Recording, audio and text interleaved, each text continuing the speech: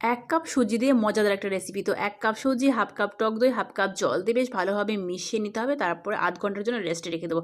আধ ঘন্টা পরে আরও কিছুক্ষণ মিশিয়ে নেব। এবার দিয়ে দেবো 1 চামচ মতো গ্রেট করা আদা কুচি, একটা লঙ্কা কুচি আর হাফ চামচ মতো নুন দিয়ে বেশ ভালোভাবে মিশিয়ে নিয়ে পরিমাণ মতো জল দিয়ে একটা থকথকে ব্যাটার তৈরি করে নিলাম।